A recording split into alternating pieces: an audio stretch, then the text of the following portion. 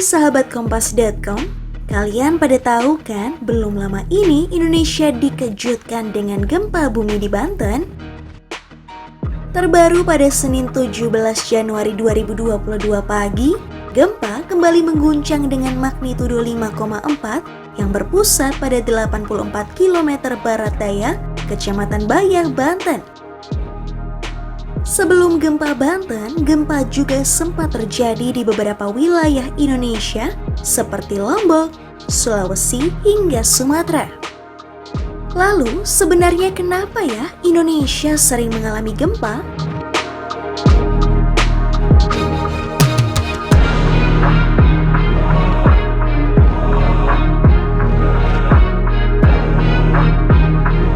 Yang pertama tak lain karena Indonesia terletak di antara tiga pertemuan lempeng bumi atau lempeng tektonik, yakni lempeng Eurasia, lempeng Indo-Australia, dan lempeng Pasifik. Karena jalur pertemuan lempeng berada di laut, maka tak heran kalau Indonesia juga rawan dilanda tsunami. Sebab tsunami akan terjadi ketika gempa bumi besar terjadi dengan kedalaman yang relatif dangkal.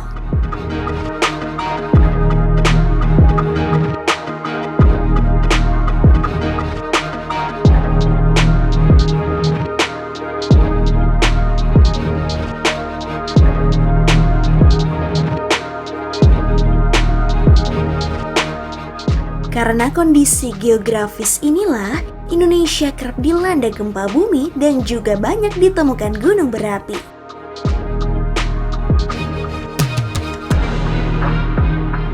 Lantas, bagaimana proses pergerakan lempeng tektonik bisa memicu timbulnya gempa?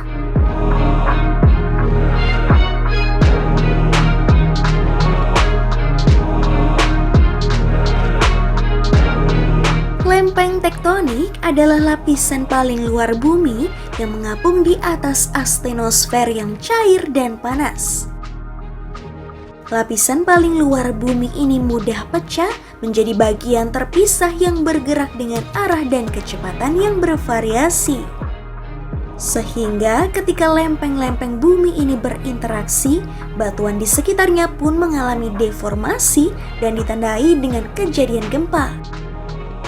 BMKG mengatakan jika dua lempeng bertemu pada suatu sesar, keduanya dapat bergerak. Nah, yang jadi masalah kadang-kadang gerakan lempeng ini macet dan saling mengunci sehingga menyebabkan pengumpulan energi berlangsung secara terus-menerus. Lalu saat batuan pada lempeng tak lagi kuat menahan gerakan tersebut, maka akan timbul fenomena pelepasan energi mendadak yang kita kenal sebagai gempa bumi.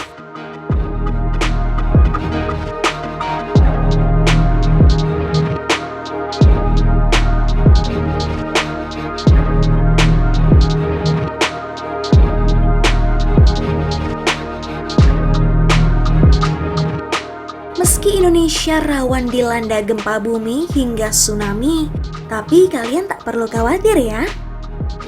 Sebab BMKG sudah membangun sistem peringatan dini tsunami Indonesia.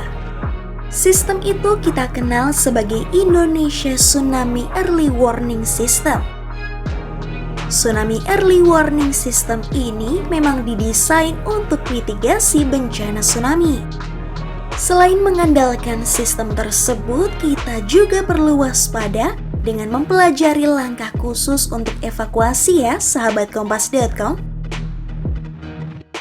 Contohnya, segera menyelamatkan diri ke tempat yang lebih aman seperti dataran tinggi, dataran yang jauh dari pantai, atau bangunan yang sudah disepakati sebagai tempat evakuasi yang aman.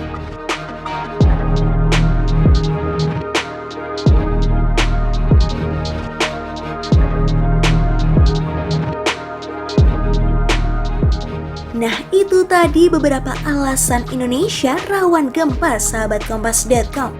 Simak informasi menarik lainnya hanya di Oh Begitu Kompas.com, jernih melihat dunia.